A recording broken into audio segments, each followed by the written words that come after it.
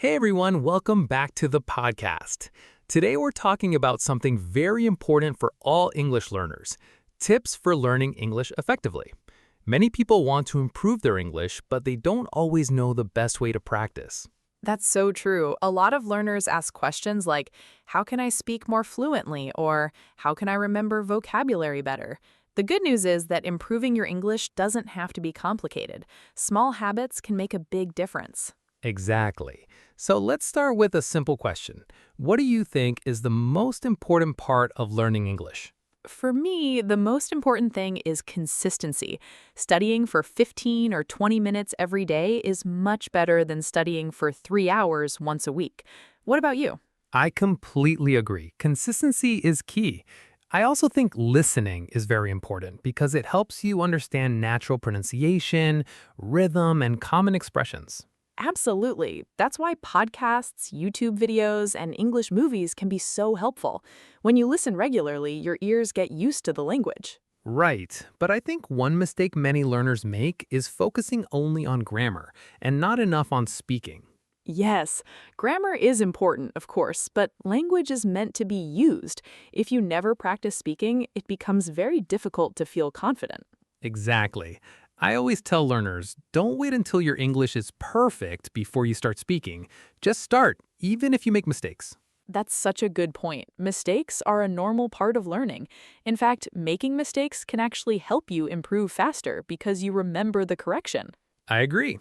Another useful tip is learning vocabulary in context instead of memorizing long word lists.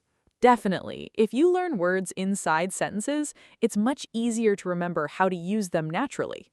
For example, instead of just learning the word appointment, you can learn a sentence like, I have a doctor's appointment tomorrow. That makes it more practical. Exactly. And I think repetition is important too. If you hear or use the same word many times, it becomes part of your active vocabulary. Speaking of vocabulary, what's your opinion on flashcards? I think flashcards can be great, especially for beginners. They help you review words quickly, but I wouldn't use them alone. I'd combine them with reading, listening, and speaking practice. That makes sense. What about pronunciation? Many learners feel shy because they worry about their accent. I understand that feeling, but I think pronunciation practice is more about clarity than perfection. You don't need a perfect accent. You just need to be understandable. I love that.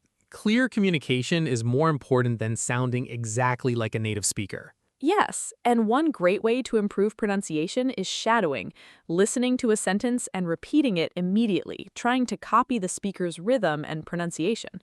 Shadowing is such a useful technique. It helps with pronunciation, listening, and speaking at the same time.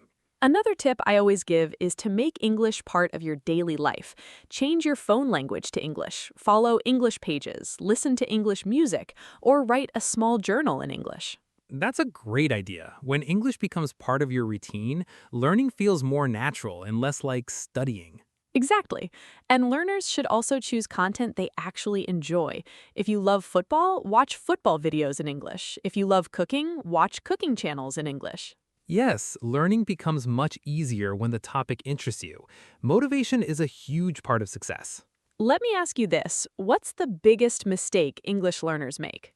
I think the biggest mistake is being too afraid of mistakes. Fear can stop people from speaking, practicing, and improving. What about you? I'd say trying to learn too much too fast. Some people want to memorize hundreds of words in one day, and then they get overwhelmed. It's better to focus on small, realistic progress. That's excellent advice. Learning a language is a long-term journey, not a race. Exactly. Another thing I'd recommend is finding a speaking partner or joining an online community. Practicing with real people makes a huge difference. I agree. Even talking to yourself in English can help if you don't have a partner. Describe your day, your plans, or your opinions out loud. Yes, it might feel strange at first, but it's actually very effective. Before we finish, let's each share one final tip for English learners. My advice is simple. Practice a little every day and don't give up even when progress feels slow. And my advice is enjoy the process. Don't only focus on the final goal. Celebrate small improvements because every step matters. I love that. Learning English should feel exciting, not stressful. Exactly. Well, that's it for today's episode. We hope these English learning tips help you improve your speaking, listening, and confidence. Thanks for listening, everyone. Keep practicing, stay motivated, and we'll see you in the next episode. Bye, everyone.